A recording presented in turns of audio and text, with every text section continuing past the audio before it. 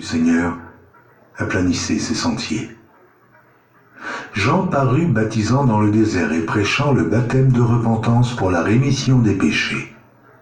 Tout le pays de Judée et tous les habitants de Jérusalem se rendaient auprès de lui, et confessant leurs péchés, ils se faisaient baptiser par lui dans le fleuve du Jourdain.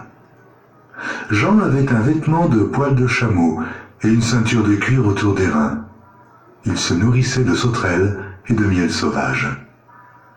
Il prêchait disant « Il vient après moi celui qui est plus puissant que moi, et je ne suis pas digne de délier en me baissant la courroie de ses souliers. Moi je vous ai baptisé d'eau, lui vous baptisera du Saint-Esprit. » En ce temps-là, Jésus vint de Nazareth en Galilée, et il fut baptisé par Jean dans le Jourdain. Au moment où il sortait de l'eau, il vit les cieux s'ouvrir et l'Esprit descendre sur lui comme une colombe. Et une voix fit entendre des cieux ces paroles « Tu es mon Fils bien-aimé, en toi j'ai mis toute mon affection. » Aussitôt l'Esprit poussa Jésus dans le désert, où il passa 40 jours, tenté par Satan. Il était avec les bêtes sauvages et les anges le servaient. Après que Jean eut été livré, Jésus alla dans la Galilée prêchant l'évangile de Dieu. Il disait « Le temps est accompli et le royaume de Dieu est proche. Repentez-vous et croyez à la bonne nouvelle. » Comme il passait le long de la mer de Galilée, il vit Simon et André, frères de Simon, qui jetaient un filet dans la mer, car ils étaient pêcheurs. Jésus leur dit « Suivez-moi, et je vous ferai pêcheurs d'hommes. » Aussitôt ils laissèrent leur filet et le suivirent. Étant allé un peu plus loin, il vit Jacques, fils de Zébédée, et Jean, son frère, qui eux aussi étaient dans une barque et réparaient les filets. Aussitôt il les appela, et, laissant leur père Zébédée dans la barque avec les ouvriers, ils le suivirent.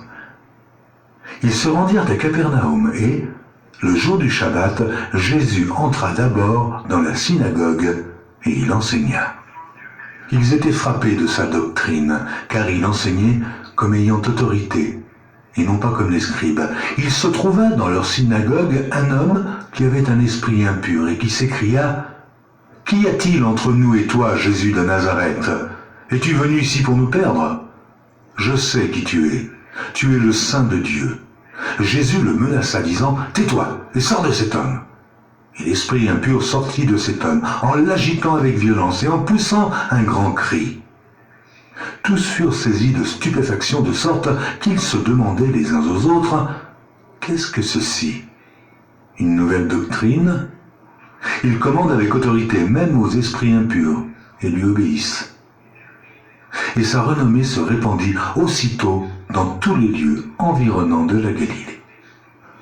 En sortant de la synagogue, ils se rendirent avec Jacques et Jean à la maison de Simon et d'André. La belle-mère de Simon était couchée ayant la fièvre, et aussitôt on parla d'elle à Jésus. S'étant approché, il la fit lever en lui prenant la main, et à l'instant la fièvre la quitta. Puis elle les servit. Le soir, après le coucher du soleil, on lui amena tous les malades et les démoniaques, et toute la ville était rassemblée devant sa porte. Il guérit beaucoup de gens qui avaient diverses maladies. Il chassa aussi beaucoup de démons, et il ne permettait pas aux démons de parler parce qu'ils le connaissaient. Vers le matin, pendant qu'il faisait encore très sombre, il se leva et sortit pour aller dans un lieu désert, où il pria. Simon et ceux qui étaient avec lui se mirent à sa recherche, et quand ils l'eurent trouvé, ils lui dirent « Tous te cherchent. » Il leur répondit « Allons ailleurs, dans les bourgades voisines, afin que j'y prêche aussi, car c'est pour cela que je suis sorti. » Et il alla prêcher dans les synagogues par toute la Galilée, et il chassa les démons. Un lépreux vint à lui, et se jetant à genoux, il lui dit d'un ton suppliant « Si tu le veux, tu peux me rendre pur. » Jésus, ému de compassion, étendit la main, le toucha et dit « Je le veux, sois pur. » Aussitôt la lèpre le quitta et il fut purifié.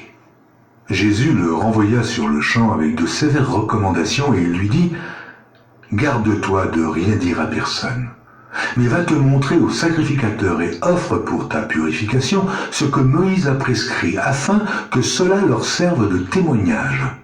Mais Cet homme, s'en étant allé, se mit à publier hautement la chose et à la divulguer de sorte que Jésus ne pouvait plus entrer publiquement dans une ville. Il se tenait dehors, dans des lieux déserts, où l'on venait à lui de toutes parts.